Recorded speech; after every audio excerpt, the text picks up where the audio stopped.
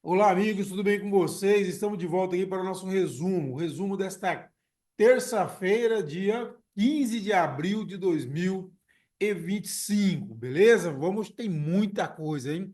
Bom, vamos começar pelo mais leve, que é o Fórum de Gestores Federais, que ocorreu, como nós informamos essa segunda, ocorreu na tarde da segunda-feira, e eles destacaram na reunião a ação do DENIT para garantir a trafegabilidade na região impactada pela queda da ponte JK e também os investimentos que o Estado está recebendo aí na ordem de 57,9 bilhões do novo PAC no Tocantins. Só para contextualizar de novo, essa é uma reunião que foi antecipada para abril, ela ocorreria em maio, mas por conta das críticas pesadas que o governador Vanderlei Barbosa fez ao governo do presidente Lula, o fórum decidiu antecipar essa reunião e tirar aí até um documento, né? Participaram três membros da bancada federal, a coordenadora da bancada, a senadora Dorinha, o senador Irajá e o deputado federal Ricardo Ares também participaram. O evento contou com a apresentação do relatório de gestão das pastas do Estado, né, que esse fórum reúne os gestores das pastas federais, né, aqui no Tocantins, e apresentar as ações de 23 a 25. O presidente do fórum é o superintendente da Secretaria do Patrimônio da União, da SPU, o Edi César, o advogado Edi César, né? E eles sempre defenderam aí nas declarações um entendimento entre o Estado e a União, né? O Edi disse, por exemplo, que essa reunião extraordinária ela mostra a busca do grupo dos gestores federais para um diálogo com o Estado, né? Inclusive o secretário-chefe da Casa Civil, o Deocleciano Gomes, participou do fórum representando o Palácio Araguaia. Então, o objetivo é buscar assim, um entendimento com o governo. Quer dizer, os gestores estão sinalizando que não querem um rompimento, uma briga com o governo. Desses 57,9 bilhões que eles citaram, tem projetos como a construção da ponte sobre o Rio Araguaia em Xambioá, a pavimentação das rodovias BR-010 e o novo Hospital da Mulher e Maternidade em Araguatins e o projeto Minha Casa Minha Vida, inclusive que os deputados, senadores que apoiaram o ex-presidente Jair Bolsonaro agora estão brigando para ver quem é o pai das casas do Minha Casa Minha Vida, que é um programa do governo Lula e que as casas estão chegando no Tocantins, eles estão querendo cada um assumir a paternidade. Bom, mas o recado mais importante é que o fórum, o governo federal, através de seus representantes no Tocantins, estão dando um sinal de que não querem um rompimento com o governo Vanderlei Barbosa, que tem uma boa relação com o governo Vanderlei Barbosa, apesar da crítica, vamos dizer, né, gratuita, que o governador fez no lançamento da Agrotins há cerca de 15 dias, ao governo presidente Lula, reclamando da questão da estrada que ia fazer em aldeia indígena. Não pode, o problema é que não pode fazer estrada sem audiência pública, e parece que teve reuniões nesse período, isso foi pacificado, vai ser feita aí uma audiência para discutir essa estrada lá nas aldeias, lá em Tocantina. E o outro ponto, que é a questão da manutenção das rodovias estaduais impactadas pela queda da ponte JK. O DENIT já assumiu, já está fazendo. Nessa segunda, nós trouxemos aqui o caso de Axixá, que o prefeito até reclamou. O DENIT já está lá fazendo a conservação da estrada. Então, assim, não, são dois pontos que não tem por que reclamar, né? Porque foi entendido como uma agressão gratuita e muito dura do governador Vanderlei ao Palácio do Planalto, nesses dois pontos, porque são dois pontos que estão basicamente bem encaminhados, bem resolvidos, tá bom? Bom, o destaque político do dia foi o grupo G5+, né?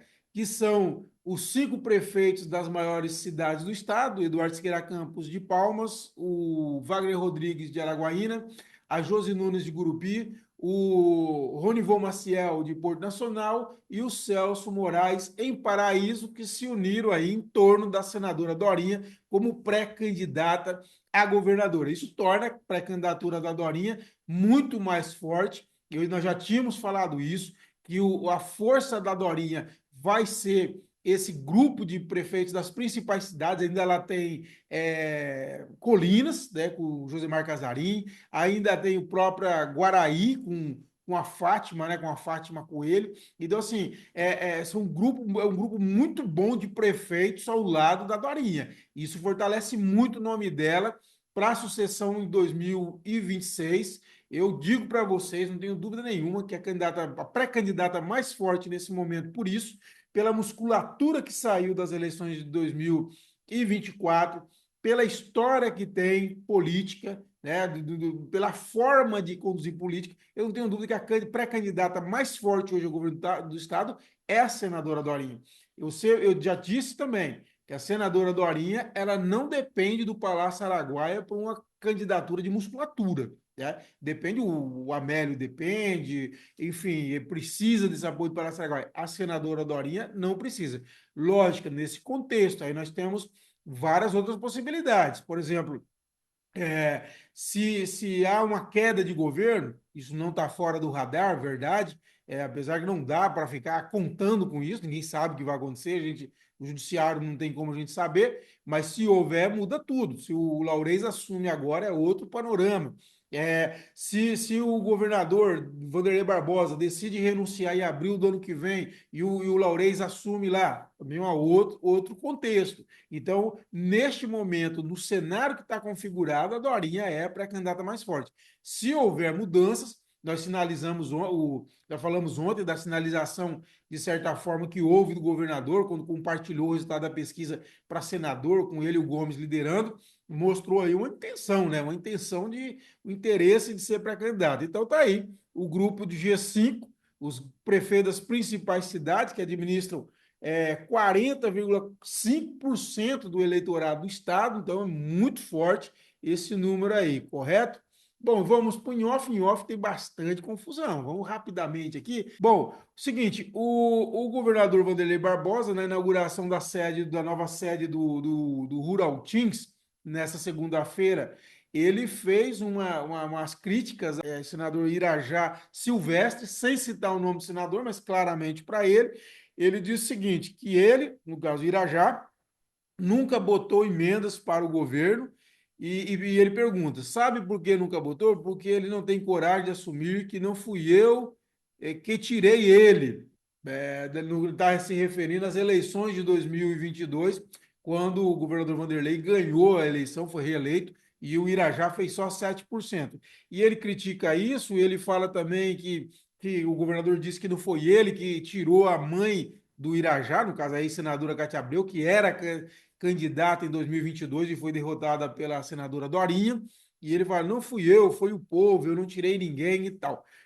Bom, no primeiro momento, a observação que se faz é o seguinte, qual o motivo desse ataque do governador ao senador Irajá, né? Foi a primeira discussão que teve. Os dois têm as divergências desde o início, praticamente, desde praticamente pouco depois que o governador Vanderlei assumiu, o Irajá ele se aproximou. Aí depois os dois romperam e o rompimento se tornou muito maior no processo sucessório das eleições de 2022. Aí, desde quando, o Irajá vem, critica, fez críticas fortes ao governador Vanderlei, e o Vanderlei sempre responde com muita calma e muita tranquilidade, muito nas entrelinhas, sem algo mais agressivo. Raramente ele fez algo desse teor, tão forte quanto o Irajá. Dessa vez ele bateu. E o Irajá respondeu. O Irajá respondeu. Ah, tá. E o Vanderlei disse também que o Irajá ele não, além de não mandar recurso para o Estado, trabalha apostando no caos, trabalha para tirar governo, enquanto deveria trabalhar para tirar as dificuldades do povo que não são poucas, afirmou o governador. Bom, o Irajá respondeu em nota para mim, na coluna do CT, na coluna em off, Ele disse uma nota muito pesada, ele falou, ó, quem anda escondendo da Polícia Federal no exterior tem nome e sobrenome Vanderlei Barbosa. Governador há 3 anos, foi incapaz de começar e concluir uma obra relevante.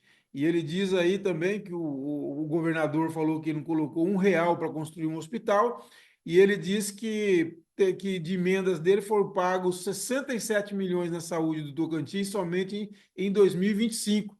E ele fala que esse valor é muito maior que todo o investimento que o governo do estado fez no mesmo período. E o Irajá disse que é mais uma essa declaração, essa crítica do governador é mais uma prova de que quando o assunto é dinheiro, abre aspas, Vanderlei se importa mais com o que está no bolso dele, assim como foi o depósito na sua conta pessoal, no caso das cestas básicas superfaturadas, ele está se referindo aqui à Operação FAMES 19, né?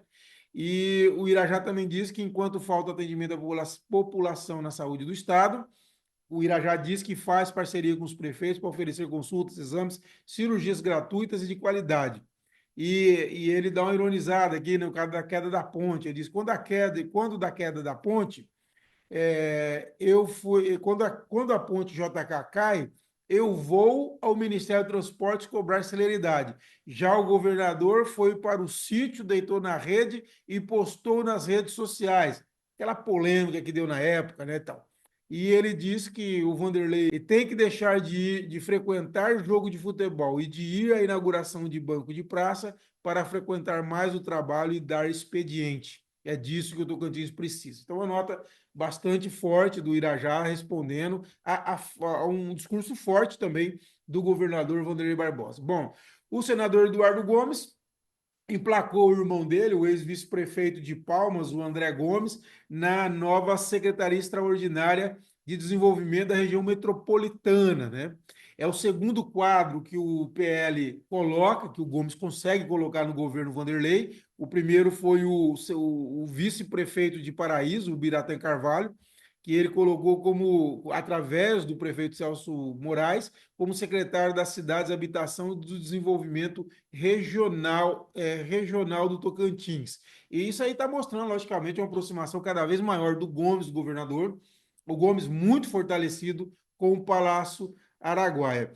Outra polêmica, o deputado estadual Eduardo Fortes, ele reagiu ao discurso que o ex-governador Mauro Carlesse deu à coluna do CT, né, no CT Entrevista, e que falou que cobrou dos deputados, que os deputados mandam dinheiro para show, não mandam para a conclusão do Hospital Geral de Gurupi. O Eduardo Fortes disse que o Carles só entregou menos, nem 30% do hospital, só a parte administrativa, inclusive com vários problemas. Ele disse que a parte elétrica é toda comprometida, o piso irregular, chove dentro do hospital. Ele diz, chama de uma obra eleitoreira, né?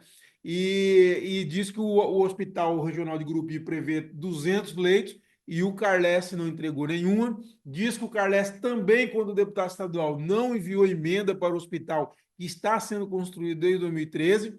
E o Fortes afirmou que o governador Vanderlei Barbosa já deu andamento e concluiu o processo de licitação de 112 milhões para fazer o hospital regional de Gurupi. E ele terminou com uma crítica pesada, dizendo que o Carles quer voltar para a política com investigação, com problemas com a Polícia Federal, com a Polícia Civil, querendo iludir a população, entre aspas. Né?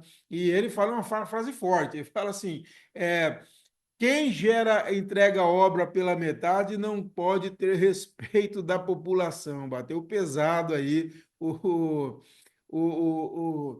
o deputado Eduardo Fortes. Bom, gente, para fechar, a senadora Dorinha, que é coordenadora da bancada federal, ela me explicou que os 18,2 milhões que a bancada federal enviou para São Paulo, na verdade, foi para o Hospital do Amor, que trata pacientes de câncer, lá em Barretos, e que atende muitos pacientes do Tocantins, tá bom? Se for isso, então, aplausos para a bancada, tá tudo bem, beleza? E nós voltamos nessa quarta-feira com outro resumo da política do Tocantins. Um abraço a todos e até a próxima.